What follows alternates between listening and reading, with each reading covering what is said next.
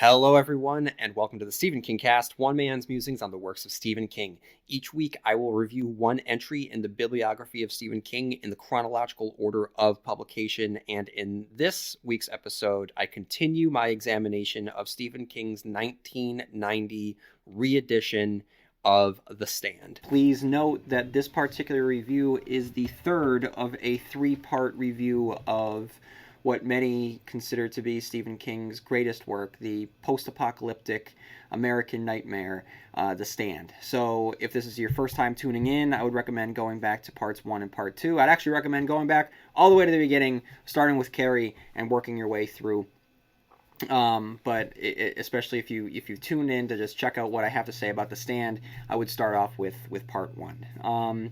So before I get any further, everyone, I just want to read a couple listener emails because I've been negligent in my podcasting host duties, and I haven't been really reading any listener emails lately, so I have a couple that I wanted to share. So the first is from David, who writes, I came across Stephen Kingcast yesterday. I've never been much of a podcast listener, but I've grown weary of what radio has to offer these days, and a friend suggested I create my own drive time content via my smartphone. I've been a King fan since I first read Cujo as an 11-year-old boy in 1983, soon after my grandmother would begin buying me the latest hardcover release, starting with It, every year for my birthday. About 8 years ago, I glanced at the collection I amassed and realized the paperbacks at the beginning were dwarfed by their glossy, wide-spined counterparts. I ordered the hardcovers of Carrie through the Talisman on eBay to complete my collection. As I placed the last volume on the shelf, I decided to reread all of King's works in the order they were published, especially since I had just completed the final Dark Tower volume and was anxious to see how many of the books fit into the mythology. It took me just over a year, but it was a satisfying year. At the request of a few friends who were following my quest, I ranked the titles by which I considered the greatest to the least. But your undertaking is so much greater. An hour podcast review of each book takes true perseverance and discipline, a quest for which I am grateful. I have only listened to your podcasts on The Gunslinger, but I'm already hooked. Your insight and analysis are in line with my thoughts as I read King, and I'm anxious to listen to your take on all of the books. I'm just about to begin your first podcast on Carrie and journey straight through, but I first wanted to thank you for undertaking this project and to know that your efforts are indeed appreciated. So, David, thank you so much. I've stated in previous reviews that I'm a podcast listener, and my looking forward to my weekly podcasts is an excitement that I feel as just on the same level as, waiting for a new television show to drop each week. So the fact that I'm able to give that to someone out there, I mean, that really means a lot.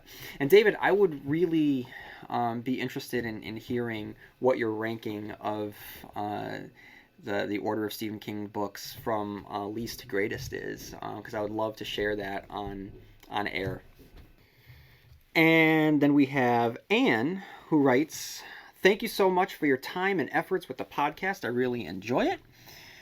First thing first, I don't know if you've ever seen The Regulators and Desperation covers side by side, but once you see it, I just thought that it was fun that he did that. And for those of you who haven't seen what Anne is talking about, when Stephen King released The Regulators or Desperation, so let's just say when he released Desperation, he released it on the same day as The Regulators, vice versa, which also happened to take place in a really prolific year where he also had published The Green Mile in monthly serialized formats in order to keep his creative juices flowing, his mental blade fresh and sharp. So he wanted to challenge himself to do a Dickensian challenge. And so he did that, and then he also published 2 books on the same day, one under the name Stephen King, one under the name Richard Bachman. And the 2 books, if you put them side by side, they form a complete picture. So it's pretty awesome. That's what Anne's talking about. And then she writes, my personal favorite is The Talisman, followed closely by The Gunslinger, all 8 of them. I'm currently listening to the It casts. Love them, and thank you again. A fantastic Pennywise could be John Carroll Lynch. He played Twisty the Clown in American Horror Story. If you have seen it, while Twisty is not Pennywise, I think Lynch could pull it off. I feel like there is so much to write about. I don't know where to start. Stephen King writes children, childhood, and inner life so well. He also writes about the horror of the mundane. So true. Especially needful things where everyday objects and everyday annoyances get magnified to madness. It's such a great line. And I can't wait to get to Needful Things. Currently, I am reading this. I'm recording this podcast. It is mid-April. This will be dropping in the summer. But as I'm recording this, I am also working my way through my analysis of 4 Past Midnight. I've just finished The Langoliers, and I just finished Secret Window, Secret Garden today. I'm about to start The Library Policeman. So after that, I'll have The Sundog, and then I can launch into Needful Things. I'm very, very excited to get back to Castle Rock. So, Anne, thank you so much. Feel free to write in again. And anyone else out there that has not done so already, feel free to write in at stephenkingcast@yahoo.com. And if you have not done so already, please subscribe on iTunes and feel free to write a review on iTunes because the more reviews and subscriptions I get, the better it is to search for the Stephen King Cast. So anyone that types in Stephen King, currently, if you type in Stephen King in iTunes, the Stephen King Cast does not come up. You have to type in Stephen King Cast, and even then, it's not the first search result. So the more traffic it's getting, the more subscription it gets, the more reviews it gets, the better it is in the search. So just want to throw that out there. Okay, everyone, I'm going to dive back into my review of The Stand, which will start on chapter 61. Book 3, The Stand, chapter 61. Things do not bode well for the judge, who is known to be a spy and will be executed as soon as he's spotted by Flagg's men. The scene leading up to the showdown is necessary in showing the society that Flagg has built, one of fear and superstition. Under the rule of Flagg, everyone lives in constant terror of making a mistake that will result in punishment, in death, crucifixion, or worse. It's revealed that Flagg believes that 2 spies have been sent out west. 2, not 3. It's not hard to piece together that Tom is passing unseen due to his singular nature. Judge, however... Now, this is an intense scene. First, it's unfortunate that the man had to meet this particular fate. It's worse that we never really got to know him very well. The shootout itself is sloppy, and Judge isn't able to get the drop on either of the 2 men who kill him badly. None of the 3 notice that a crow is watching intently. When the judge, shot in the gut, gets his hand on the gun, the 2 fools who have taken his life panic. As a result, Bobby Terry, who accidentally shoots his partner, shoots the judge in the head, which is the exact thing he had been afraid of doing, the one order that that Flagg had given them. And then King presents a scene that is the first scene I always think of when I think of Randall Flagg, which comes on page 943. And in a dream of terror, Bobby Terry again heard Flagg saying, "I want to send him back undamaged." Holy God, this could be anyone. It was as if he had set out to do deliberately just the opposite of what the walking dude had ordered. 2 direct hits in the face. Even the teeth were gone. Rain. Drumming. Drumming.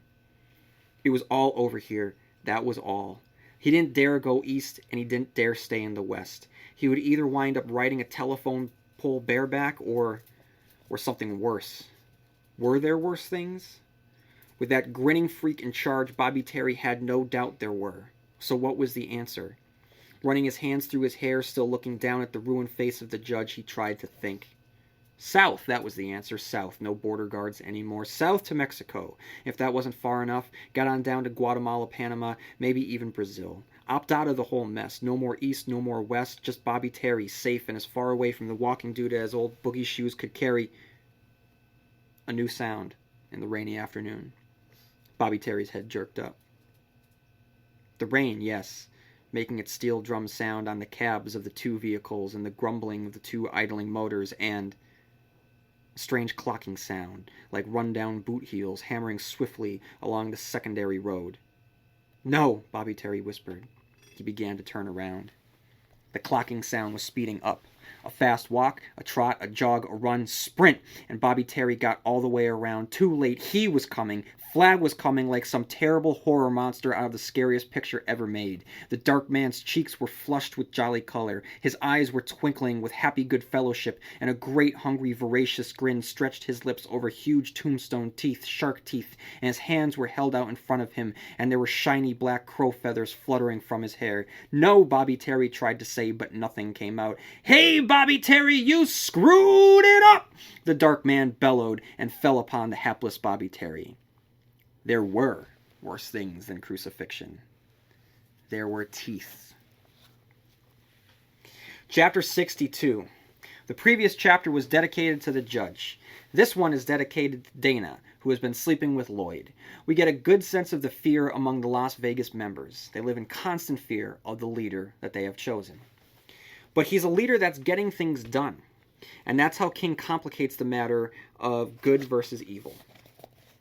So on page 950, King writes, "The others were also okay. She thought that Vegas had a rather larger proportion of stupids than the zones, but none of them wore fangs and they didn't turn into bats at moonrise. There were also people who worked much harder than she remembered the people in the zone working. In the free zone, you saw people idling in the parks at all hours of the day, and there were people who decided to break for lunch from noon until 2.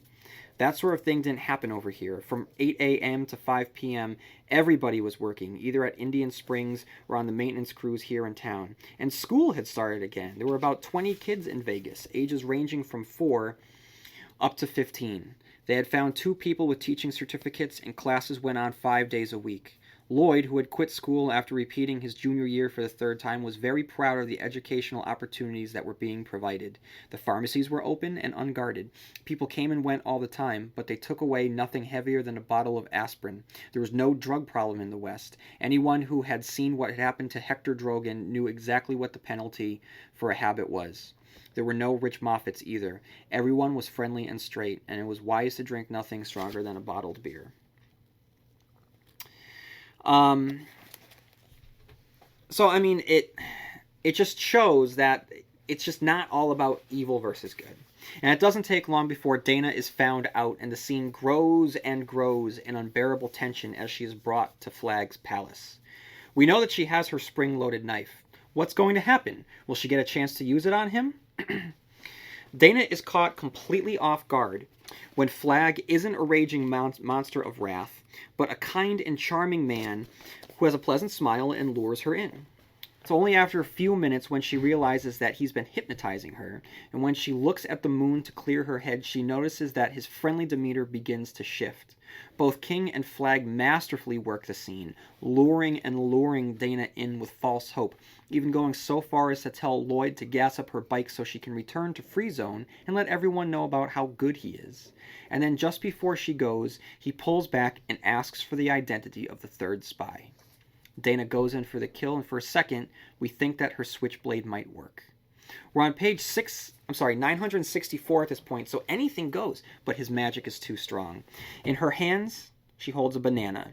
Flag has turned her assassination attempt into a mockery, and before she can die at the result of what would have been a particularly nasty torture session, she dies a brutal, ugly, painful death by throwing herself through the window upon whose jagged edges she is caught, and dies only when she whips her head back and forth, gouging her neck on the shards of glass. Chapter 63. It's a short chapter, but King gives us the return of Julie Laurie, who spots Tom Cullen, and we know that this cannot end well. Chapter 64. So this is the end of Harold. Now, we haven't seen him since the explosion, and King lets us know that his purpose has dried up. There's just simply no more use for Harold, either in the story or for Flag. He realizes that he was the victim of his own worst tendencies and realizes that as death approaches, if he could just have let go of his issues, he could have been somebody. He could have been Hawk.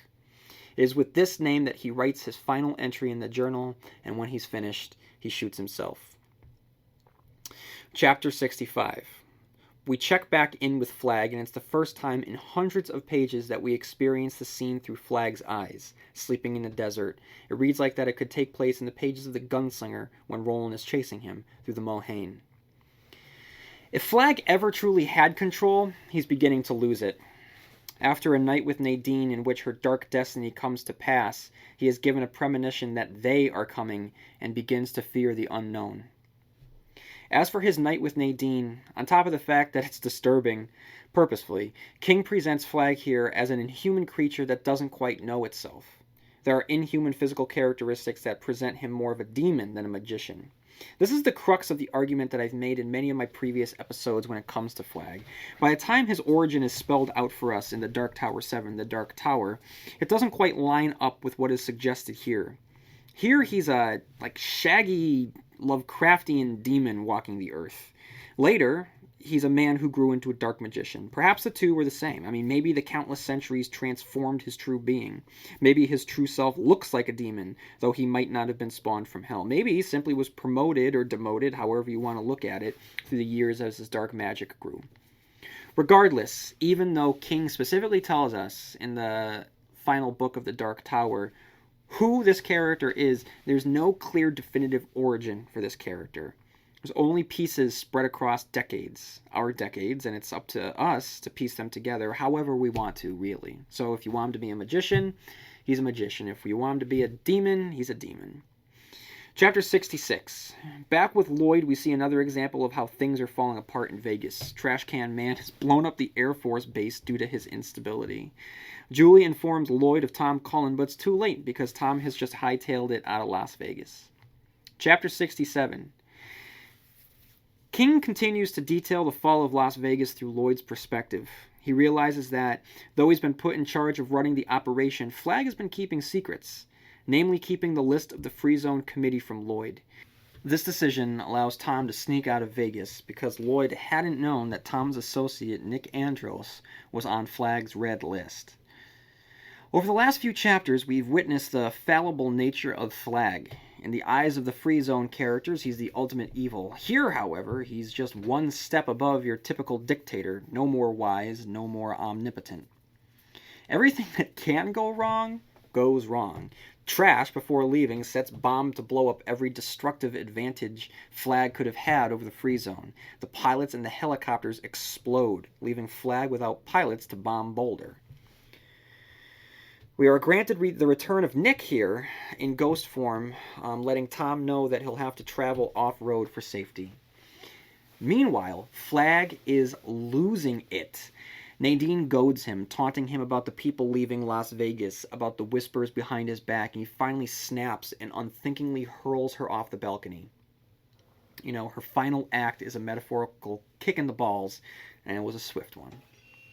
Chapter 68. We learn that something is guiding Trash to find weaponry in the desert, and he finds a military installation that has been working with radiation, which we are led to believe is a nuclear bomb. Chapter 69. Nadine's taunts manifest truth when Whitney Hogan informs Lloyd that a number of Flag's inner crew are planning on leaving for Brazil. Lloyd understands the reasons, but feels he owes too much to Flag to leave him. Chapter 70. Trash finds the warhead, and we know that this can't end well. Chapter 71, we are treated to a scene where Flag uses the eye. Until now, it's only been discussed by the other characters who have sensed it watching them from the dark, but here we get to see exactly how Flag uses it. And it's a great... we've seen Flag grow throughout the book, and when we had first met him, he was a drifter who had just started to realize the possibilities of his powers, learning to levitate across the ground, and now we see that he's able to project himself and his consciousness in the astral plane and use this mystical eye to see. Chapter 72. Glenn, Larry, Stu, and Ralph are making their way to Vegas, and King captures the purity of their mission, the cleansing nature of their walk. Along the way, they pass by the corpse of Harold and later the kid. The corpse of Harold brings mixed feelings within Stu, who isn't going to let him off the hook but also recognizes that he was used by Flag, and once he fulfilled his purpose was discarded like a fast food wrapper. He recognizes the unfairness of it all, and it makes him want to kill Flag all the more. Glenn puts their mission into perspective by comparing their brains to a car's battery, and their long walk is the brains being charged. Everything that had filled their lives would drain power from the battery, and now devoid of any accessories to drain that power, they are charging fast and pure. But it's not going to matter to Stu. When the fall comes, King teases it, having Stu worry for each of his friends when in fact he should have been worrying for himself. His fall is messy and painful and breaks his leg in 2 places. Stu's fall places Larry in charge, and Larry rebels against the notion of leaving Stu behind, which is what they have to do based on their agreement with Mother Abigail before she passed. What's the purpose of Stu falling? Other than it being a deus ex machina to save his life, as if King knows that at least one of his heroes has to live. The scene functions as a moment of suspense, an unexpected bend in a roller coaster. Of course, we'd expected the showdown to be between Stu and Flag. Stu, who represented the best of us, and Flag, who represented our worst. Now, we aren't going to get that, and how should we feel? Disappointed? I don't know. I mean, the answer is wrapped up in Larry's arc, so it isn't an easy one to answer, but from the age-old traditional hero versus the traditional villain showdown, we don't get that here, and for some readers might leave them feeling a little left out. It also doesn't happen that until that point, Stu hadn't served a purpose to the others. The only function he'll have is when he meets up with Tom later on, but ultimately, it's fair if you ask, what's the point? Not necessarily what's the point of Stu falling, which adds drama and tension, but what was the point of Stu going in the first place if this was going to happen? What's the point of King placing Stu on the mission? And more importantly, what's the point of God placing Stu on the mission when Stu doesn't serve a purpose on the journey? With all that said, the fall causes a series of wonderful moments. Not wonderful as in, oh joy, but great moments between characters. Specifically the goodbye between Glenn and Stu, whose friendship had been a bedrock of this novel. Glenn had been the first person that Stu had met after the worst aspects of society had locked him up against his will, and Glenn seemed to redeem all that. They made a great pair, the East Texas calculator assembly line worker and the New Hampshire sociologist professor. Their goodbye to each other, which they know is a final goodbye, is tender and very hard to read, as is Stu's quiet passing of leadership to a reluctant Larry. Larry, once more, takes center stage as he heads west for a final time. And though we had expected a Stu versus Flag showdown, doesn't it really make more sense for a Larry versus Flag showdown? Larry, who had thought himself selfish and broken, who returns to the West a fuller man, a father, a husband, a leader, one who was able to look corruption in the face and stare it down. There's something more fitting about it being Larry. And when it's Larry's time to die, I think it's a much harder death to read about, and the great final redemption for that character. But we'll get to that later. Chapter 73. Kojak is here to help Stu out, a very sweet moment. And Larry's group have a discussion about the wildlife returning, especially the buffalo. I can't think of a more solid example of symbolic foreshadowing than this. If this is a novel about the War of America's soul, what better way to hint at its redemption than the return of the buffalo? The first confrontation between the East and the West comes when Larry's group confronts a line of Flag's men, who all seem like frightened idiots. Though outnumbered and outgunned, Glenn, Larry, and Ralph stand tall and challenge the men to say Flag's name, which they won't. It's already one victory for the good guys. It's funny because the confrontation is pretty amicable, and the conversation between Barry Dorgan and Larry is pleasant enough despite the circumstances. And then once in jail, Flag introduces himself to Glenn, and in every conceivable way, Flag is outmatched.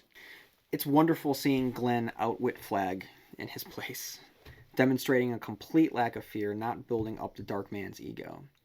His takedown of Flag is a triumphant moment that unfortunately ends with his death, but in the moments leading up to it, Glenn makes Flag look like a fool, a petulant child, and both he and Lloyd look extremely incompetent. Maybe the death is unrelated, or if some of Glenn's strength goes into Larry, but King writes about Larry on page 1074. Larry was lying on his cot, hands laced at the back of his head. He had not slept the night before. He had been thinking, praying. It was all the same thing. Whatever it had been, the old wound in himself had finally closed, leaving him at peace. He had felt the two people that he had been all his life, the real one and the ideal one, merge into a one living being. His mother would have liked this Larry, and Rita Blakemore. This was a Larry to whom Wayne Stuckey never would have had to tell the facts. It was a Larry that even that long ago oral hygienist might have liked. I'm going to die. If there's a God, and now I believe there must be, that's his will. We're going to die, and somehow all of this will end as a result of our dying. Well, it finally happened. Larry is the man he never thought he could be. His battery, so to speak, along with Ralph's, has charged up. Now operating at full capacity, they are somehow changing the course of action with their mere presence. Something is going to happen. The Las Vegas citizens know this, and though Larry and Ralph are walking to their deaths, it's Flag's people who are afraid. King places us squarely in the position of Larry and Ralph, who don't know what's coming but know that it can't be good. And King sets the stage for the end, with Larry making peace with his upcoming death on page 1076.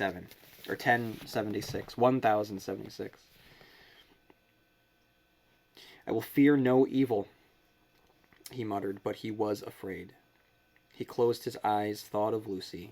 He thought of his mother. Random thoughts. Getting up for school on cold mornings. The time he had thrown up in church. Finding a Skin magazine in the gutter and looking at it with Rudy, both of them about 9 years old. Watching the World Series, his first fall in L.A. with Yvonne Wetterlin. He didn't want to die. He was afraid to die. But he had made his peace with it as best he could. The choice, after all, had never been his to make, and he had come to believe that death was just a staging area, a place to wait, the way you waited in a green room before going on to play. He rested as easily as he could, trying to make himself ready. Though making peace with his death can't be easy, knowing that they're about to be drawn and quartered. The tension is building rapidly. We're very close to the end of this novel. This is it. This is the stand. What's going to happen? How can Larry and Ralph overcome this? Flag reads his proclamation to his masses, the sentencing of Larry and Ralph, and Flag learns that he doesn't hold as much sway as he thought he did. Whitney Hogan stands up to Flag, attempts to rally a frightened crowd, and Flag commands control by pulling him to his will and engulfing his head in fire. It's a ball of electric fire that hangs in front of the crowd, that parts and panics as Trash Can Man returns with the warhead. Flag devolves into a whining, impotent baby, pleading for Lloyd to have Trash Can take it away. And Flag's depowerment is recognized by Trash, who can't sense his Dark Lord anymore. And so then his ball of energy, which he had used as a demonstration of showing everyone how great he is, has gotten away from him and has swelled in size. And then he realizes that things are so out of control. Flag flees from this earth the moment before his little ball of electric fire, like I said, which had doubled in size, flings itself at the warhead, blowing Las Vegas off of the map. So let's talk about that. Okay. In the end, Larry and Ralph and Glenn and Stu weren't meant to fight Flag or beat him with magic. There was no last-minute power-up or a cosmic battle like the losers versus the spider in It. It was like the title suggested. All they were required to do was stand. Just stand up to the Dark Man. To just show their strength and belief. Their purity was enough to beat back the evil. In the end, faith overcame fear. In the end, the last 100 pages or so just detailed Flag being his own demise.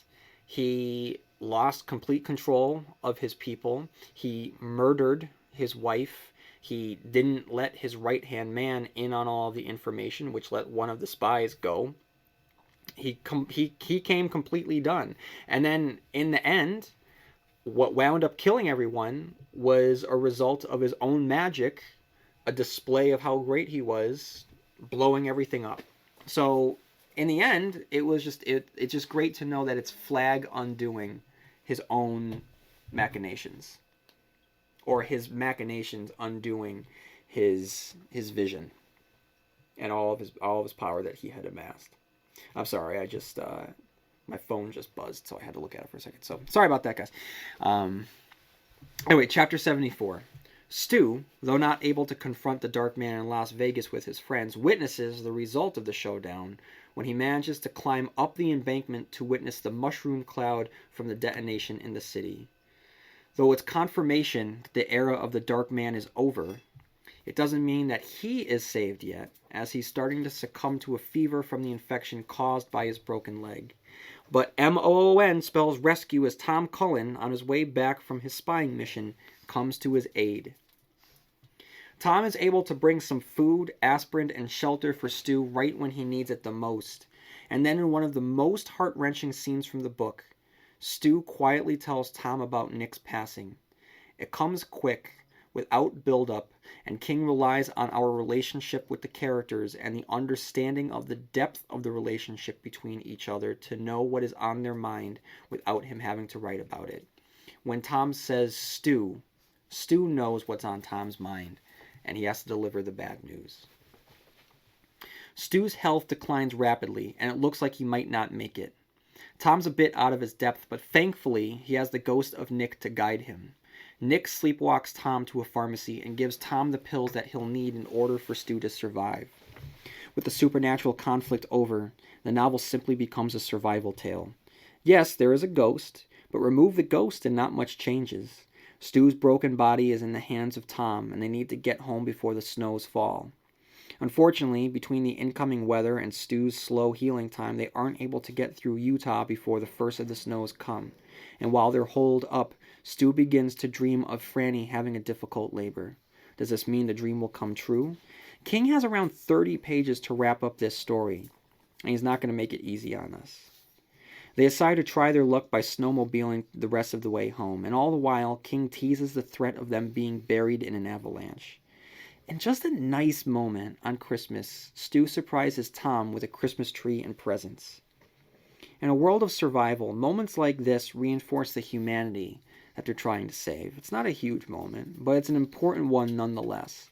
And it's a moment like these that are missing from The Walking Dead. If it was Christmas on The Walking Dead, one of the characters would simply monologue about the importance of what Christmas used to mean, and they all stare grimly at each other. Nothing against The Walking Dead, but there needs to be some levity here and there to break up the unrelenting grimness. King knows that, and knows that if you don't celebrate the human experience, then survival isn't worth it. Stu and Tom and Kojak finally make it to Boulder City limits, but their joy is quickly dashed when Stu learns that while Franny's baby didn't die in childbirth, it has come down with Captain Trips. Chapter 76. Very sweetly, King provides the reunion between Stu and Franny. There's not much to it, but I'm a sucker for those moments. Chapter 77. Here, King closes out the story of Stuart and Franny, who wishes to return to Maine someday, and King slips in a Castle Rock reference. King ends our time with Franny, Stu, and baby Peter in Mother Abigail's home as they make their way back to Maine. Stu ponders the growing society within the Free Zone, but King does not present it positively. With the fact that the city is bursting at the seams, it has begun to feel a little pre-plague and not in the best ways. Despite everything that everyone has gone through, some people are quick to slide back into old habits of conquering and force, and King ends this section on an ambiguous note of Stu thinking of Free Zone's new marshal, Hugh Petrella, and his uncompromising ways, of his growing police force, of his argument of arming that police force. It might just be for Free Zone, but right now Free Zone is all there is. If you can't manage that one city that exists, the one that had been born from the shared belief in the goodness of Mother Abigail without the need for weaponry, then what hope does humanity have? And on that note, as if to answer, King gives his final ending with the resurrection of Flag, now going by Russell Faraday, who awakens on a beach with no memory of himself, but the knowledge that he must conquer the tribe that comes out of the jungle, and he will teach them his version of civilization. Okay, guys, what I'm going to do now, I've gotten through with the ongoing commentary of the book, but what I'm going to do now, I'm going to break down the characters, and then I'll get to the Easter eggs, which are just the little shout outs to other Stephen King works and references, and then I'll get to the Stephen Kingisms, the traits and tricks and tropes and patterns of Stephen King. So the first character I'm going to talk about is Stu. In previous podcast episodes, I've discussed the Stephen King hero. And by that, I don't mean the writer, as he tends to make his leads creative types, usually writers. The Stephen King hero that I mean here is that stoic, noble everyman, first seen with Salem's Lot's hero, Ben Mears. Then we had Johnny Smith, we had Ben Hanscom, Alan Pangborn, others. Stu is the distillation of all of these characters boiled down to a character who embodies their traits in order to perform them on his grandest stage of all outside of the Dark Tower series. Stu is quiet, introspective, thoughtful, tough. He's the kind of guy that's built Ford tough. It was wise on King's part to make him a Texan rather than the go-to main character, because if he's going to tell a story about the end of America, Texas needs to be represented, as it serves such a large part of the United States, both figuratively and literally. One might have assumed that Glenn Bateman or Franny or even Larry would function as the backbone of the novel, as they are characters hailing from the eastern United States, but King knows that nothing screams America like a Texan. So, I mean, Stu is just a fantastic character. There's not much more to say about it because everything about Stu is just laid out there in the text. There's not a lot of subtext to Stu. But I just wanted to put that out there, how he is the distillation of all of the best traits of all of Stephen King's heroes. Next up is Larry. As I've said before, Larry may not be the main character, but he is the most important one. He's the one who goes through an actual arc. Not too many characters can say the same, despite the fact that the novel is loaded with them. Harold goes through an arc. Nadine just comes undone. But Larry crosses the country back and forth in search of himself and ultimately rejects the claim that had once been thrown at him of not being a nice guy by sacrificing himself to save the human race by looking evil in the eye and refusing to flinch. He's a character who thought the worst of himself more so than anyone else did. His mother accused him of being a taker. Maybe that's so, but he's not malicious or spiteful or mean. He just might have a thought about himself more than he thought about others, which isn't to say that he didn't think about others.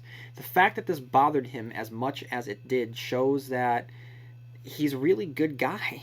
You know, it's just too bad that it took the apocalypse for him to figure that out.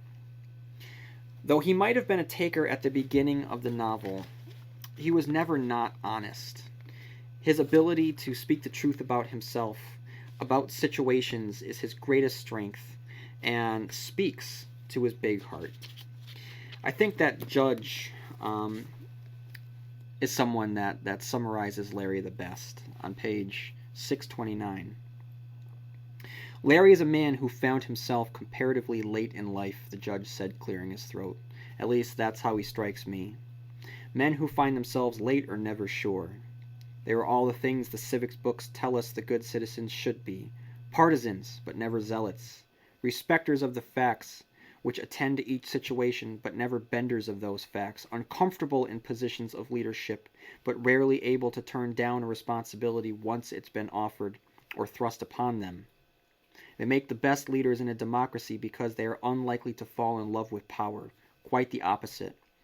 And when things go wrong, when a Mrs. Vollman dies, a man like Larry blames himself. And then we have Nadine. Poor Nadine. She's such an interesting character. In the hands of a weaker writer, she would have been the Lilith, the temptress. She'd be a knowing, willing consort of Randall Flagg. Now, while her fate is destined by her own actions to become Flagg's bride, King never forgets to make her a character, never turning her into a caricature. Her life is defined by duality. Her dark hair is streaked with white. The perfect memory of youth when the boy chased her through the moonlight only to have that moment sour when the clouds flew over the moon. She has natural motherhood instincts but remains virginal. She loathes murder but is complicit in the murder of the Free Zone Committee. Nadine is meant to be the bride of Flag in order to bring his child into the world, but really, what's the point?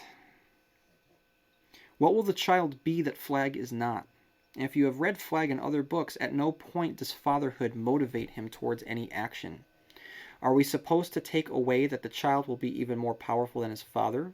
Will Flag be reborn through his child? Is that the secret of his long life? Will he give birth to the Crimson King? I mean, these are all questions that are never explored, and it's a plot point that seems carried over from The Omen.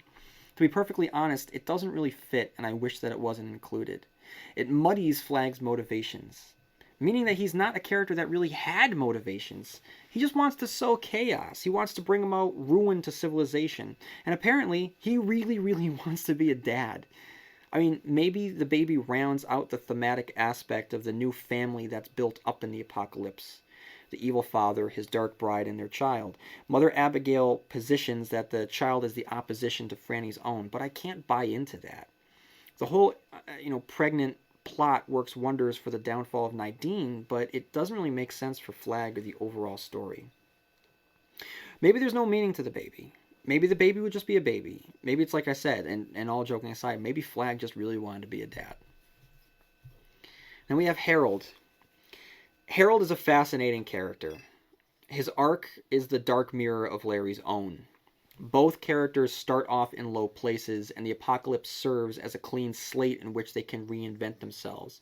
Both characters struggle as they make their way across the landscape, but where Larry succeeds in being the man he always thought and wished he could have been, Harold actively turns away from it to be the man he always thought he was.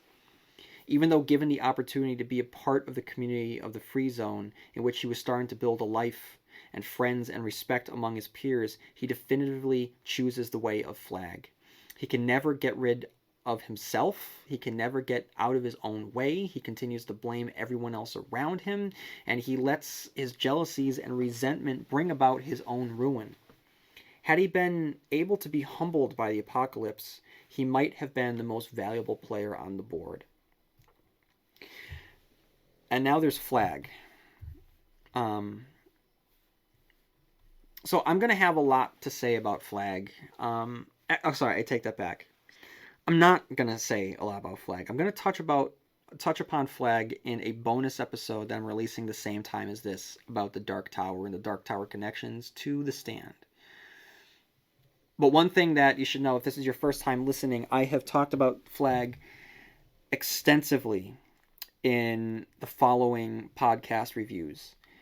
The review of The Gunslinger, the bonus review of The Gunslinger, or maybe I just listed it as part 2 at the time. There was a 2-part Gunslinger review in which I discussed Flag very, very heavily, especially that second review. The Eyes of the Dragon and the Eyes of the Dragon bonus review, I discuss Flag. I even discussed Flag, I believe, in the bonus edition of the It review, as I established the connection between the events of It and the Dark Tower. So I have talked about Flag a lot, even though Flag is making his first appearance here. So what I'm going to do now is I'm going to celebrate Stephen King's writing of Flag by kind of providing the greatest hits of Flag. On page 653, Mother Abigail is thinking about Flag and talking about Flag, and King provides his thesis on Flag. He had no name, although it pleased him to call himself Flag, at least for the time being. And on the far side of the mountains, his work was already well begun. She did not know his plans. They were as veiled from her eyes as whatever secrets lay in that fat boy Harold's heart. But she did not have to know the specifics. His goal was clear and simple, to destroy all of them. Her understanding of him was surprisingly sophisticated. The people who had been drawn to the Free Zone all came to see her in this place, and she received them, although they sometimes made her tired, and they all wanted to tell her that they had dreamed of her and him. They were terrified of him, and she nodded and comforted and soothed as best she could, but privately she thought that most of them wouldn't know this flag if they met him on the street, unless he wanted to be noticed. They might feel him, a cold chill, the kind you got when a goose walked over your grave, a sudden hot feeling like a fever flash, or a sharp and momentary drilling pain in the ears or the temples. But these people were wrong to think that he had 2 heads or 6 eyes or a big spike horns growing out of his temples. He probably didn't look much different than a man who used to bring the milk or the mail. She guessed that behind the conscious evil there was an unconscious blackness. That was what distinguished the earth children of darkness. They couldn't make things, but only break them. God the Creator had made man in his own image, and that meant that every man and woman who dwelt under God's light was a creator of some kind, a person with an urge to stretch out his hand and shape the world into some rational pattern. The black man was able only to unshape. Antichrist? You might as well say anti-creation. He would have his followers, of course. That was nothing new. He was a liar, and his father was the father of lies. He would be like a big neon sign to them, standing high to the sky, dazzling their sight with frizzing fireworks. They would not be apt to notice, these apprentice unshapers, that like a neon sign, he only made the simple patterns over and over again.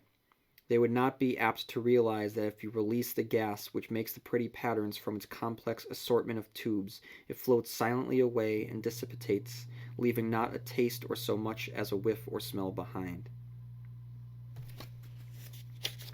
And then, King goes on. He goes on for a while about that particular interpretation of flag, which I want to stress is Mother Abigail's interpretation of flag. It's very easy to look at him and apply Western religious iconography to this character and say that he's the devil. That's what Mother Abigail believes. She might not refer to him as the devil, but she'll refer to him as Satan's imp or the devil's imp or a devil. And that's how she sees it, because that is her belief standpoint. I don't think it's that easy, because even though the novel is dealing with very Christian symbols, I don't think that we are meant to take away that flag falls into that.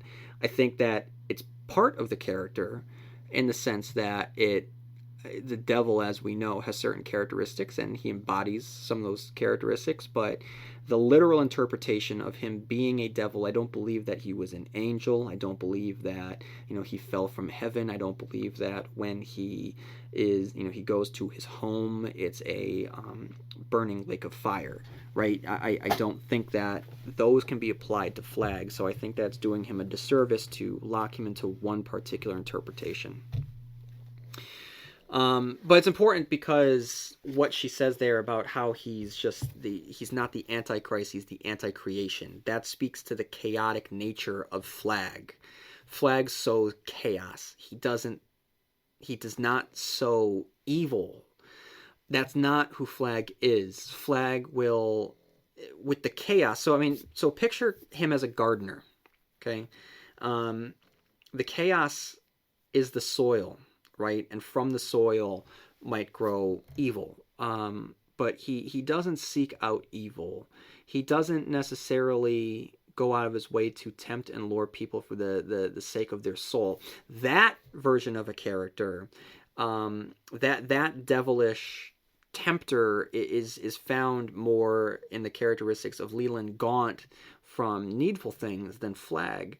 I think Flag just kind of likes luring people over to make himself feel better, of having control over people, because he doesn't have a grand plan.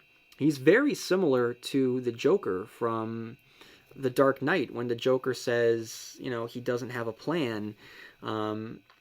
He's kind of like a dog just chasing after a car. He doesn't know what he'll do when he gets to it. He's just someone that likes to react to things. He's not really proactive. Yes, he gets everything up and running, but I don't know. He doesn't really think things through, and that's the Flag here, and that's also the Flag in Eyes of the Dragon. Who, I mean, when Flag becomes undone, it's very much in line with how he becomes undone in Eyes of the Dragon.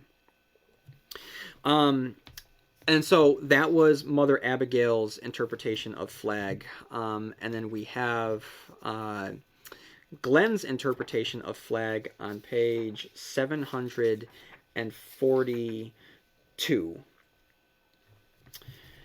He says, he's talking about dark magic here. Mother Abigail calls him the devil's imp. Maybe he's just the last magician of rational thought, gathering the tools of technology against us. And maybe there's something more, something much darker. I only know that he is. And I no longer think that sociology or psychology or any other ology will put an end to him. I think only white magic will do that. And our white magician is out there someplace, wandering and alone. But I just love what he says. Maybe he's just the last magician of rational thought.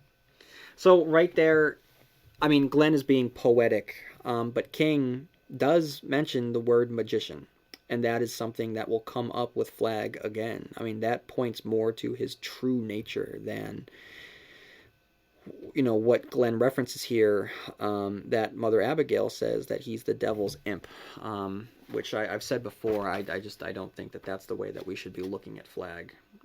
He's a chaos sower, but he's someone that was once a person. And then we have Tom. And this is where things get a little complicated. And I think that this complicated things for a lot of Stephen King fans. He says, he looks like anyone you see on the street, but when he grins, birds fall dead off of telephone lines. When he looks at you a certain way, your prostate goes bad and your urine burns. The grass yellows up and dies where he spits. He's always outside. He came out of time. He doesn't know himself. He has the name of 1,000 demons. Jesus knocked him into a herd of pigs once. His name is Legion. He's afraid of us. We're inside. He knows magic. He can call the wolves and live in the crows. He's the king of nowhere, but he's afraid of us. He's afraid of inside. I don't want to go too far into this, but if you want to hear my thoughts on Legion, head on over to the bonus episode of the Dark Tower, entitled, I believe it's the Spider and the Turtle, in which I discuss Legion, because Legion is something that King mentions many, many times in his works. It's mentioned in the original draft of The Gunslinger. It is mentioned in It's mentioned here. It's mentioned in The Storm of the Century. So I do not think that, because it's mentioned in all of those, what I did in that particular review, I broke it down, and I do not think that King is stating that all of these are the same character. I just think that King is playing with this particular piece of the Bible. I think that he likes that name, and I think that he likes that particular story. But what I think that Tom says here that's true is that he came from outside, which is also very similar to the spider itself from It. But he came from outside, yes. On this particular Earth, yes, he did come from outside, as fans of the Dark Tower will know. And it's perfectly true that he is afraid of them because they're inside, which speaks to Stephen King's philosophy, and the basis for what I've been saying is King's overarching and underlying thesis that he writes about the best of humanity in the worst of situations. And because it's the worst situations, it just shows how good people really are. And that's the inside. The fact there is a free zone that is banded together, that is everything that Stephen King has worked for in all of his books. That's everything that he has talked about. That's Stephen King to a T. And Flag is everything that is not. He just wants to tear it down. Flag he's outside the system. In some ways, he is the system, that corrupt part of the system that breaks us down.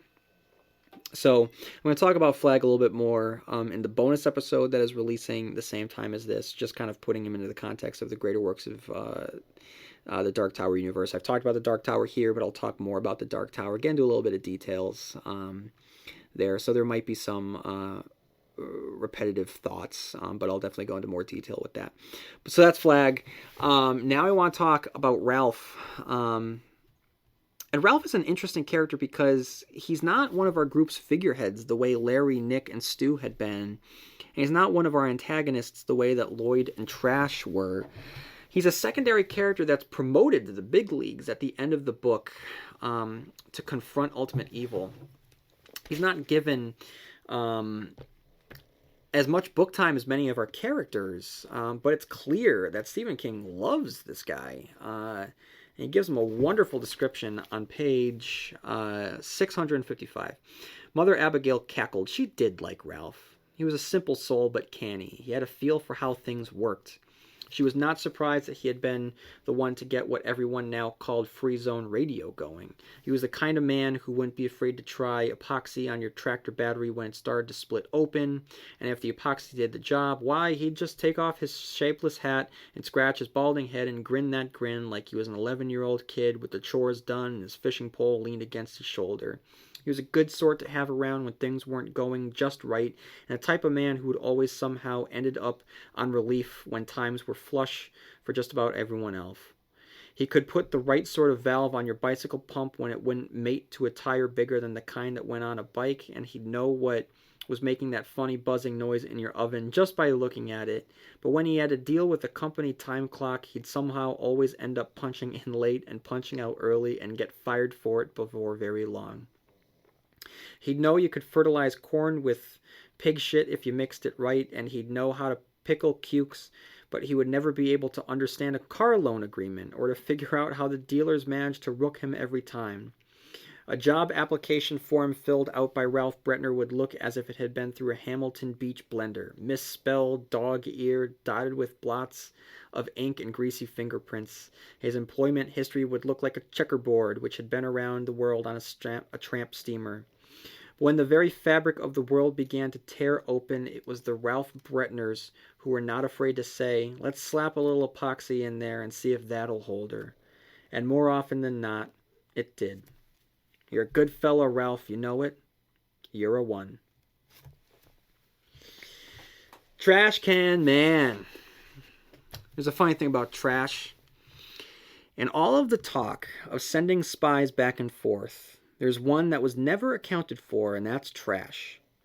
And Trash never knew it. He might have thought that he was a pawn of Flag. Flag might have thought that he was Trash's lord. But the entire time, Trash Can Mad had been used and manipulated by Abigail's God in order to position the nuke close enough to shut down Flag's operation forever. It's a really interesting aspect to the Trash Can Man character. Okay, now is something I want to talk about that I've hinted at here and there. Not even hinted at, but I'm just going to go more into detail here than I have earlier. And I want to talk about order and chaos.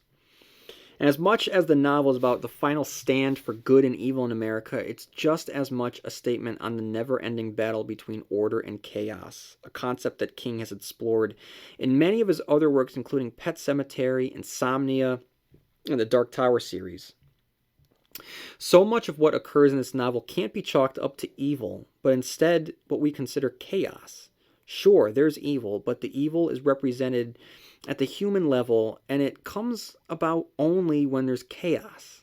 It's like I said earlier, it's as if chaos is the fertile ground in which evil is allowed to grow as poisonous flowers. Just examine the beginning of the novel. The superflu is not released into the world with malicious intent.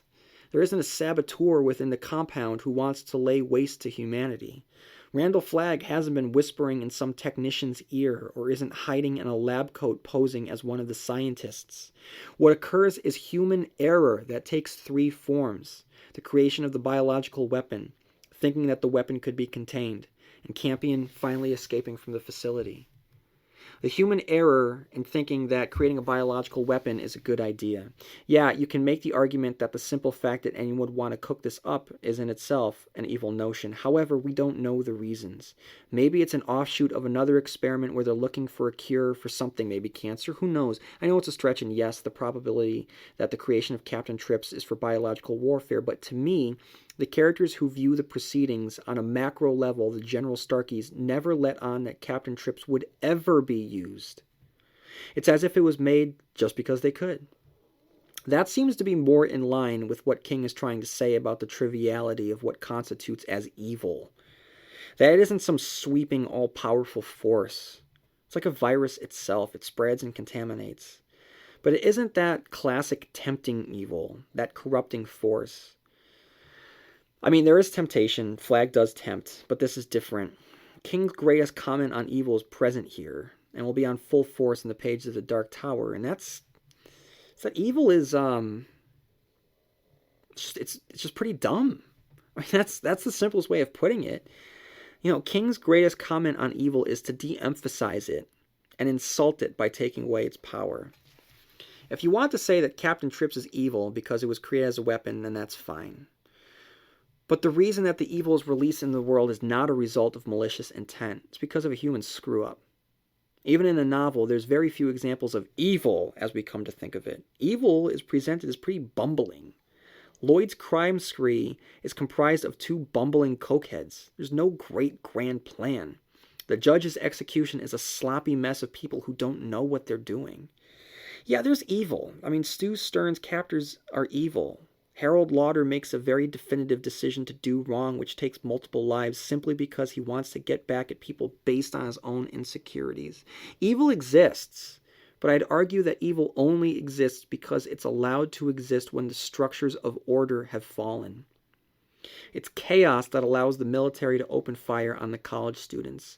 It's chaos that allows the martial law that regulates the press. It's chaos that springs up in the free zone when Harold's bomb goes off and whips the free zone citizens into a blood frenzy. Are the free zone survivors evil? No. But they're angry, disrespectful, disorderly, and want revenge. At that moment, any of them are capable of committing acts that you or I might constitute as evil. But when you get right down to it, the only reason that that's possible is because of the chaos that's been wrought. But what about Flag, you might ask? He's the devil, right? Like I said earlier, no, not at all. Don't get me wrong. There's a lot of theological discussion around good and evil and about the will of God, but like I said earlier, these are the discussions that are held by the survivors of the United States of America, and America is predominantly a Christian country. If the novel took place in Japan or the Middle East, do you think they'd use the same terminology? Would they have the same views? No, they wouldn't. The only reason that the devil, as we know him, all fire and brimstone, is ever brought up is because it's filtered through our characters who, although they might not all be Christians, have been raised in a society influenced by Christian beliefs. In the Dark Tower novels, the Talisman novels, and others, King writes of the source of the power that Mother Abigail calls God as the White. This force speaks to Mother Abigail as her recognizable God. To Lewis Creed in Pet Sematary, it spoke as Victor Pascow, the deceased university student. To the losers, it spoke first as the voice of the turtle and later as the creator of the turtle. To Jack Sawyer, he hears it as the voice of the talisman. It's a force that takes many forms, but what it is the white. The white combats the swirling dark that began in the beginning of the universe. The opposing force is a very Lovecraftian concept, and King, having been a Lovecraft fan, will be the first to tell you that when it comes to the elder gods, there's no good, there's no evil. They're not tempting devils on our shoulders. They're indifferent because they're born from chaos. Similarly, the origins of the multiverse in the works of Stephen King reveal that everything was born from chaos. The thin darkness that separates the worlds from each other are filled with tentacled monsters. There's no design there. There's no reason. There's only chaos. Randall Flagg is the personification of that chaos. He's the embodiment of the swirling blackness pressing down on planet Earth, just waiting for the right time to consume it. Yeah, he tempts, but only to spread chaos. Good and evil suggest intent for a greater cause, evil for the sake of evil. Flag is not that. Like I said, he wouldn't know what to do with the car if he caught up to it. Flag only wants to wreak chaos in this new world because it's the chaos he feeds off of, not the evil of men. He wants to obliterate the free zone because he wants to send humanity back to the dark ages where chaos reigns supreme. It's chaos. The world of the gunslingers fell because chaos grew too strong for them to keep in check. The revolution of Inworld, led by a man named John Farson, who may or may not have been Randall Flagg depending on what version of the text you read, is very similar to the gathering of the forces in Las Vegas. When Inworld fell, the world fell into chaos. It's why the presence of Roland, the last gunslinger, is so important. He doesn't represent good, because Roland's actions are horrific. What he represents is order in an orderless world that was partially brought about by the machinations of the character that we have come to know through The Stand as Randall Flagg. So, I mean, that... I touched a lot on Dark Tower stuff in there. And don't get me wrong, I still have more Dark Tower stuff to talk about in the bonus episode. But chaos and order is a huge part of the works of Stephen King. And it's a huge part here. But I think that it can get lost because I think that a lot of people will read into the fact that it's about good and evil. And I don't think that that's necessarily it. On page 387, I'm going to share what could be the quote of the book. If you come back this way and renew your invitation to join up, Stu will probably agree. That's the curse of the human race, sociability. What Christ should have said was, yea, verily, whenever 2 or 3 of you are gathered together, some other guy is going to get the living knocked out of him. Shall I tell you what sociology teaches us about the human race? I'll give it to you in a nutshell. Show me a man or a woman alone and I'll show you a saint. Give me the 2 and they'll fall in love. Give me 3 and they'll invent the charming thing we call society. Give me 4 and they'll build a pyramid. Give me 5 and they'll make one an outcast. Give me 6 and they'll reinvent prejudice. Give me 7 and in 7 years they'll reinvent warfare. Man may have been made in the image of God, but human society was made in the image of his opposite number, and it's always trying to get back home. All right, everyone, what we have now, I'm going to go through the Easter eggs, which are the references to other Stephen King works. The first one that we have is Captain Trips. It's the name of the superflu that wiped out the population of another Earth in the night shift story Night Surf. And Captain Trips is an actual character in the 1990s TV miniseries The Golden Years, which featured as the villains the government agency known as the Shop. Now, I'm hoping that in the upcoming Stand movie, when the superflu breaks out, it escapes not some random military installation, but one belonging to the Shop, and I think that would be a great Easter egg. Speaking of the Shop itself is referenced on page 32. Number 3 is possibly a Crimson King reference, which is just the Randall Flagg stone with the eye on it. Number 4 is the Wizard of Oz. Now, I could list this under the Kingisms because this is a case of King playing with imagery from the classic film as evidence from Pet Sematary and Wizard in Glass. But I'm going to include it here because it serves as an actual connection between 2 books. In the scene in which Tom and Nick are in the basement of the barn during the tornado, both of them grow convinced that they're not alone in the basement, that the dark man from their dreams is there with them. Tom believes he came from the tornado, and Nick believes that the tornado was simply a manifestation of the dark man. It doesn't matter. What matters is that the evil supernatural creature who performs magic is intertwined with the tornado, much in the way that the Wicked Witch of the West, an evil supernatural creature who performs magic, is intertwined with a similar tornado. There's a clear parallel to the Wizard of Oz. That parallel is explicitly expanded on in the pages of Wizard in Glass when, spoiler alert, Flagg returns with the recreation of Emerald City. Number 5, Twinner. Though it's never explicitly stated, it's very possible that Mother Abigail and Aunt Talitha could very easily be twinners.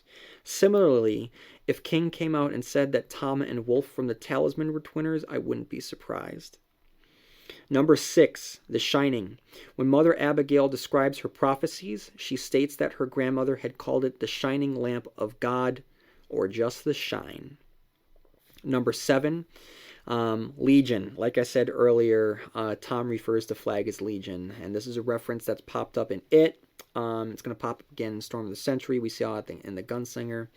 And again, if you want to listen to me talk about Legion in much more detail, check out the bonus edition of my review of It entitled The Spider and the Turtle. Number 8 is Blue Fire from Flag's Fingertips. It's something that we see from Flag again and again and again. And number 9 is Castle Rock, Maine. Upon the conclusion of the novel, Franny says that she'd like to go back to Maine to visit Western Maine and spend time in some of those small towns, including Castle Rock. So those are all the Easter eggs we have, but now I'm going to spend some time talking about the Stephen Kingisms. Our Stephen Kingisms are tricks and traits and tropes and patterns of Stephen King's works that you'll see from book to book to book. Number 1 is characters coming off drugs on the beach. Here it's Larry, and most famously, I'd say, it's Eddie Dean in The Drawing of the Three. Number 2 is the evil mother. Franny's mother is at times so cartoonishly evil, she's reminiscent of Margaret White. Number 3 is the servant to the supernatural threat. Here it's Lloyd to Flag, or Trash to Flag, but we've seen it in Salem's Lot, and we'll see it again with Ace Merrill and Buster Keaton serving Leland, Gaunt, and Needful Things. Number 4 is the odd couple on the road. Here we have Nick and Tom. We've seen it before with Jack and Wolf. Number 5 is the evil vehicle. Larry is convinced that his motorcycle will come after him for revenge for abandoning it. And we, of course, seen the evil vehicle in nearly every Stephen King work leading up to this. Number 6 is the long walk. Characters walk for long stretches at a time down highways and country roads, and the final confrontation between order and chaos and good and evil comes when our main characters go for a very long walk. This, of course, can be seen in the Richard Bachman story, The Long Walk. Number 7 is race and racial conflict. With the time he spends giving us the history of Mother Abigail's family, King again explores racial tensions and outward racism. Number 8 is the catchphrase. God, Stephen King loves his catchphrases. From the very get-go, we have they're all going to laugh at you. We have had Red Rum come here and take your medicine. And here we have My Life for You. Do you believe that happy crappy is the kids' favorite saying. Of course, we've had Beep Beep Richie in It. We have had They All Float in It. So, I mean, it's Stephen King really, he makes things memorable when he creates his catchphrases. Number 9 is gun barrel insertion into a body part. I hate the fact that it happens here with the kid to Trash Can Man. It's not the first time we've seen an unwelcome insertion of a gun barrel into another person. We saw it the first time in the pages of The Gunslinger when the gunslinger performs an abortion. Number 10, we have the Colorado Mountains as seen in The Shining and Misery. Number 11, we have Bernie Wrightson drawing a wolf. We've seen this in Cycle of the Werewolf. We see him drawing wolves as they're hunting the kid, and we'll see wolves kind of again in Wolves of the Kala. Number 12 is a character trapped in a car with an evil dog outside. In here, it's the kid, and of course, most famously, we've seen that in Cujo. Number 13 is the unstable alpha male, which is one of the more popular and most seen Stephen Kingisms. And though he isn't exactly an alpha male, Harold, his descent into darkness after all the obsession and the hate, it's similar to Buster Keaton Big Jim Rennie, Craig Toomey, and other characters. Harold also is in some ways very reminiscent of Todd Bowden from Apt Pupil, who recognizes the evil within himself and winds up embracing it. Number 14 is sneaking in through basement windows. Franny does that in order to sneak into Harold's house, just as the losers do to the house on Neibolt Street. Number 15 is dog vision. In Cujo, we get chunks of text through the dog's perspective. Here we manage to get the same perspective through Kojak's eyes as well. Or, as you want to refer to him, Big Steve. Number 16 is the monster in the corn. And I'm listing this as a Stephen Kingism and not an Easter egg because I'm making the argument that Randall Flagg is not he who walks behind the rose, which is the god that is found within the Night Shift short story, The Children of the Corn. Though Randall Flagg does appear in many texts of Stephen King, the depiction of he who walks behind the rose is more in line with a very, very Lovecraftian type creature. And though Flagg does show signs of being kind of like a shaggy demon, it doesn't line up. I think that King has an image of something lurking behind the corn, and that's a pattern that we see, but I don't think that it's a literal connective tissue from one book to the next. Number 17 is zombie musicians. Stu recounts a time when he met Jim Morrison after he died, which reminds me of the short story in Nightmares and Dreamscapes. You know they've got a hell of a band. Number 18, I probably should have led with this, but this, I mean, it's all about community. I've said from the get-go that Stephen King writes about people coming together to overcome evil, and that is the plot of The Stand. Number 19 is the psychic or intuitive child.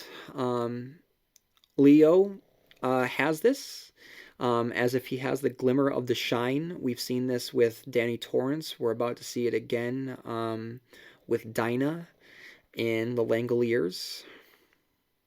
Number 20 is the evil magician wanting a child. Andre Lenoge from Storm of the Century, who also refers to himself as Legion, by the way, wants a child. Flagg here, who also goes by the name of Legion, similarly wants a child. Number 21, evil birds. We see this here with the crows. At one point, the judge thinks that the crow is smiling at him, a sensation that Jack Sawyer from The Talisman would relate to. Speaking of Jack, an older Jack might be able to talk a little bit about Gorg, the talking crow sidekick of Mr. Munchin, the child eater and right-hand man to the Crimson King, characters from the sequel to The Talisman, Black House. Number 22 is the writer. Harold is a writer, though not published, and is a different link in the chain of writers that have populated his books since Salem's Lot. Here it's almost as if King is commenting on his own worst impulses rather than setting the writer up as the hero, instead setting him up as the ultimate villain. Number 23 is the abandoned Quonset huts with dead soldiers. Trash Can Man visits a ruined military base in the desert that is nearly identical to one that Jake Chambers and Oi visit in Wolves of the Kala. Number 24, Stu in Captivity in Stovington is reminiscent of Andy McGee locked up by the shop. So that's all Stephen Kingisms that I have. Guys, this is it. I've gotten to the end.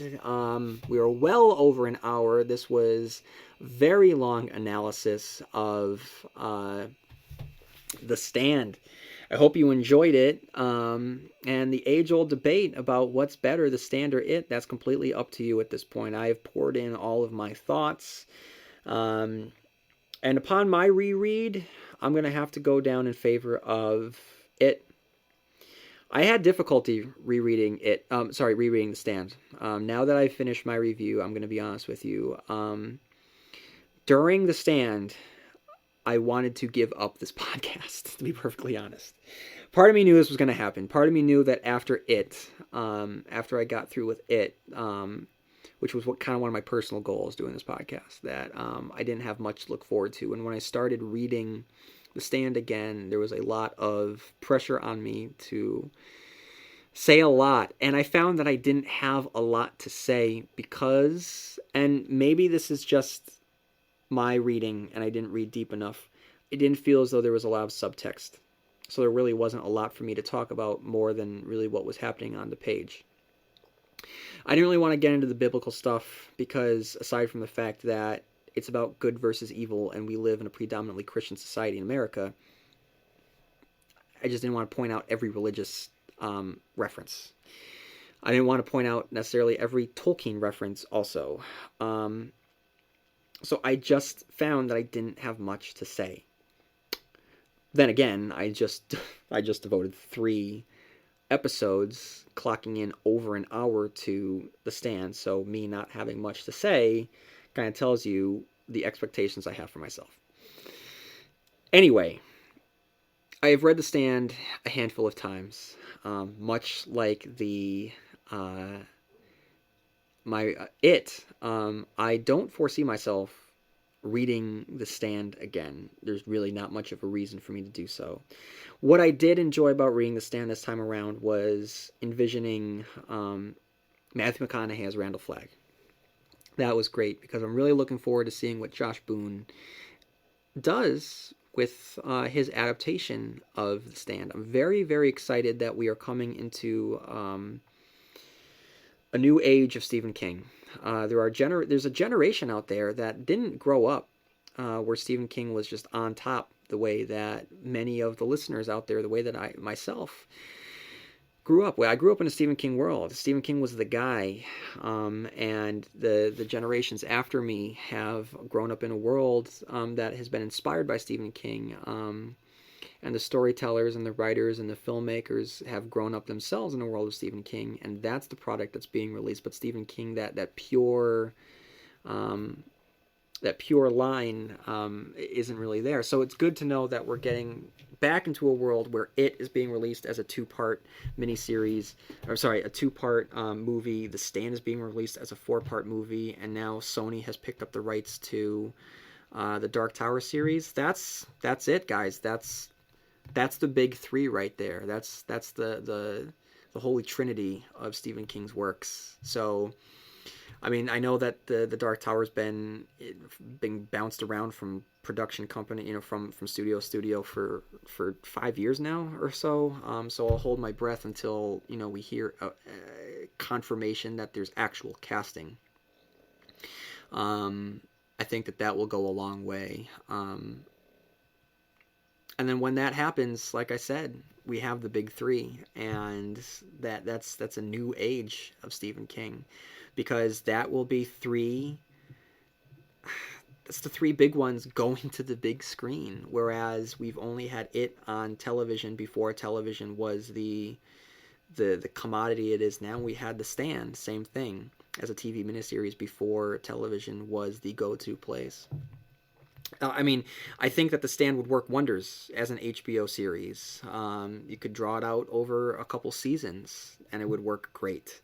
But, at the same time, if you pare down some characters, I think that you could definitely do wonders in a 4-part movie. Which, hey, Peter Jackson showed us that he can do it, right? So if Peter Jackson was able to adapt J.R.R. Tolkien, here we have the modern day American version of that.